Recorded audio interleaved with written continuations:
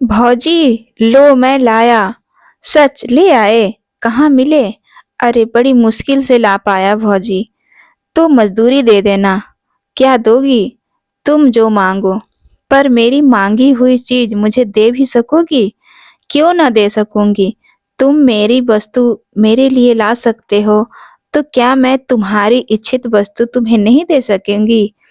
नहीं भौजी, नहीं दे सकोगी। फिर क्यों ना हक कहती हो? अब तुम ही न लेना चाहो तो दूसरी बात है, पर मैंने तो कह दिया कि जो तुम मांगोगे मैं वही दूंगी। अच्छा अभी जाने दो, समय आने पर मांग लूंगा। कहते हुए मोहन ने अपने घर की राह ली। दूर से आती हुई भामा की सास ने मोहन को कुछ दोने में लिए हुए घर के भीतर जाते हुए देखा था, किंतु वह ज्यों ही नजदीक पहुंची, मोहन दूसरे रास्ते से अपने घर की तरफ जा चुका था। वे मोहन से कुछ भी पूछ न सकी, पर उन्होंने यह अपनी आंखों से देखा था कि मोहन कुछ दोने में लाया है, किंतु क्या लाया है यह जान न सकी। घर आते ही उन्होंने बहू से पूछा, मोहन दोने में क्या लाया था? भामा मन ही मन मुस्कुराई, बोली मिठाई। बुढ़िया क्रोध से तिलमिला उठी, बोली इतना खाती है, दिन भर बकरी की तरह मुंह चलता रहता है, फिर भी पेट नहीं भरता। बाजार से भी मिठाई मंगा मंगा के खाती है। अभी मैं न देखती तो क्या तू कभी बतलाती? भामा मुस्कुराते हुए बतलाती है। क्यों? कुछ बतलाने के लिए थोड़े ही मंगवाई थी। क्यों, क्या मैं घर में कोई चीज ही नहीं हूँ? तेरे लिए तो मिठाई के लिए पैसे हैं। मैं 4 पैसे दान दक्षिणा के लिए मांग लूं तो सदा मुंह से ना ही निकलता है। तेरा आदमी है तो मेरा बेटा भी तो है। क्या उसकी कमाई में मेरा कोई हक नहीं? मुझे 2-4 सूखी रोटी छोड़कर कुछ भी नसीब नहीं होता है, और तू मिठाई मंगा मंगा के खाए। कर ले जितना जी चाहे। भगवान तो ऊपर से देख रहा है, वह तो सजा देगा ही। मुस्कुराते हुए, कोस क्यों कोस रही हो माँ जी? मिठाई एक दिन खा ली तो क्या हो गया? अभी रखी है, तुम भी खा लेना। चल रहने दे। अब इन मीठे पुचकारों से किसी और को बहकाना। मैं तेरे हाल सब जानती हूँ। तू समझती होगी कि तू जो कुछ करती है वह कोई नहीं जानता। मैं तो तेरी नस नस पहचानती हूँ। दुनिया में बहुत सी औरतें देखी हैं। मुस्कुराते हुए, सब मेरे तले तले न रहेगी तो करेगी क्या? मेरी बराबरी कर लेना, मामूली बात नहीं है। मैं ऐसी वैसी थोड़े हूँ। चल चल, बहुत बड़प्पन न पघार, नहीं तो सब बड़प्पन निकाल दूंगी। भामा अब कुछ चिढ़ गई थी। बोली, बड़प्पन कैसे निकालोगी माँ जी? क्या मारोगी? माँ जी को और भी क्रोध आ गया और बोली, मारूंगी भी तो मुझे कौन रोक लेगा? मैं गंगा को मार सकती हूँ, तो क्या तुझे मारने में मेरा हाथ पकड़ लेगा? मारो, देखूं कैसे मारती हो। मुझे वह बहू न समझ लेना जो सास की मार चुपचाप सह लेती है। तो क्या तू भी मुझे मारेगी? बाप रे बाप, इसने तो घड़ी भर में मेरा पानी उतार दिया। मुझे मारने कहती है। आने दे गंगा को। मैं कहती हूँ कि भाई, तेरा स्त्री तेरी स्त्री की मार सह कर अब मैं घर में न रह सकूंगी। मुझे अलग झोपड़ा डाल दे, मैं वहीं पड़ी रहूंगी। जिस घर में बहू सास को मारने के लिए खड़ी हो जाए, वहां रहने का धर्म नहीं। यह कहते कहते माँ जी जोर जोर से रोने लगी। भामा ने देखा कि बात बहुत बढ़ गई है, अतः वह बोली, मैंने तुम्हें मारने को तो नहीं कहा माँ जी। क्यों झूठ मूठ कहती हो? हाँ, मैं मार तो चुपचाप किसी की न सहूंगी। अपने माँ बाप की नहीं सही तो किसी और की क्या सहूंगी? चुपचाप न सहेगी तो मुझे भी मारेगी ना। वही बात तो हुई। यह मखमल में लपेट लपेट कर कहती है, तो क्या मेरी समझ में नहीं आता? माँ जी के जोर जोर से रोने के कारण आसपास की कई स्त्रियां इकट्ठी हो गई। कई भामा की तरफ सहानुभूति रखने वाली थी, कई माँजी की तरफ। पर इस समय माँजी को फूट-फूट कर रोते देखकर सब ने भामा को ही भला-बुरा कहा। सब माँजी को घेर कर बैठ गई। भामा अपराधिनी की तरह घर के भीतर चली गई। भामा ने सुना, सांझी आस-पास बैठी हुई स्त्रियों से कह रही थी, आप तो दोना भर-भर मिठाई मंगा कर खाती हैं और मैंने कभी अपने लिए पैसे धैले की चीज के लिए कहा भी तो फौरन ही टका सा जवाब दे देती है। कहती है पैसा ही नहीं है, इसके नाम से पैसे आ जाते हैं, मेरे नाम से कंगाली छा जाती है। किसी भी चीज के लिए तरस-तरस के मांग-मांग के जीभ घिस जाती है। जब जी में आया तो ला दिया, नहीं तो कुत्ते की तरह भूका करो। यह मेरा इस घर में हाल है। आज भी दोना भर मिठाई मंगवाई है। मैंने कहती जरा है, ही पूछा मैं अपने तो आदमी की मारने के कमाई लिए खड़ी खाती हो हूँ। गई, किसी के बाप की नहीं खाती।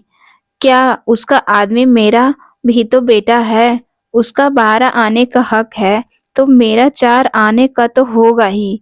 पड़ोस की एक दूसरी बुढ़िया बोली, राम राम, यह पढ़ी लिखी होशियार है, पढ़ी लिखी है तो क्या हुआ, अकल तो कौड़ी के बराबर भी नहीं है।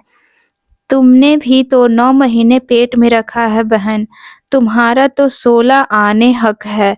बहू को बेटा माँ के लिए लौंडी बनाकर लाता है, वह तुम्हारे पैर दबाने और तुम्हारी सेवा करने के लिए है। हमारा ननद नंदन तो जब तक बहू मेरे पैर नहीं दबा देती, उसे अपनी कोठरी के अंदर ही नहीं आने देता। अपना ही माल खोटा हो तो परखने वाला का क्या दोष बहिन। बेटा ही सपूत होता तो बहू आज मुझे मारने दौड़ती। गंगा प्रसाद गांव की प्राइमरी पाठशाला के दूसरे मास्टर की जगह के लिए उम्मीदवार थे। 17.5 रुपए महीने की जगह के लिए बेचारे दिन भर दौड़ते धूप करते। इससे मिल उससे मिल न जाने किसकी किसकी खुशामद करनी पड़ती थी। फिर भी नौकरी पाने की उन्हें बहुत कम उम्मीद थी। उधर वे कई माह से बेकार बैठे थे। भामा के पास कुछ जेवर थे जो हर माह गिरवी रखे जाते थे और किसी प्रकार काट कसर करके घर का खर्च चलता। भामा पैसों को दांते तले दबा दबा कर खर्च करती। सास और पति को खिलाकर स्वयं आधे पेट ही खाकर पानी से ही पेट भरकर उठ जाती। कभी दाल का पानी ही पी लिया करती, कभी साग उछलकर ही पेट भर लिया करती। रुपए पैसों की तंगी के कारण घर में प्रायः रोज ही इस प्रकार कलह मची रहती है। जब गंगा प्रसाद जी दिन भर की दौड़ धूप के बाद थके हारे घर लौटे, तब शाम हो रही थी। आंगन में उनकी माँ उदास बैठी थी। बेटे को देखा तो नीची आंख कर ली, कुछ बोली नहीं। गंगा प्रसाद अपनी माँ का बड़ा आदर करते थे, उनका बड़ा ख्याल रखते थे। जिस बात से उन्हें जरा भी कष्ट होता, वह बात वे कभी न करते थे। माँ को उदास देखकर वे माँ के पास जाकर बैठ गए। प्यार से माँ के गले में बाहें डाल दी। पूछा, क्यों माँ, आज उदास क्यों हो? क्या कुछ तबीयत खराब है? नहीं, अच्छी है। कुछ भी तो हुआ है? माँ तू उदास है। अब माजी से न रहा गया, फूट-फूट के रोने लगी। बोली, कुछ नहीं, मैं आदमी औरत के लड़ाई नहीं लगवाना चाहती। बस इतना ही कहती हूँ कि अब मैं इस घर में न रह सकूंगी। मेरे लिए अलग झोपड़ा बनवा दे, वहीं पड़ी रहूंगी। जी में आवे जो खर्च भी देना, नहीं तो मांग के खा लूंगी। क्यों माँ, क्या कुछ झगड़ा हुआ है? सच सच कहना, आज ही क्या है? यह तो 30 दिन की बात है। तेरी घरवाली ने मोहन से मिठाई मंगवाई, वह दोना भर मिठाई मेरे सामने लाया। मैं जरा पूछने गई तो कहती है, हाँ, मंगवाती हूँ, खाती हूँ, अपने आदमी की कमाई खाती हूँ, कुछ तुम्हारे बाप का तो नहीं खाती। जब मैंने कहा कि तेरा आदमी भी तो मेरा भी बेटा है, उसकी कमाई में मेरा भी तो हक है, तो कहती है तुम्हारा हक जब था तब तक था, अब तो सब मेरा है, ज़्यादा बोलोगी तो मार के घर से निकाल दूँगी।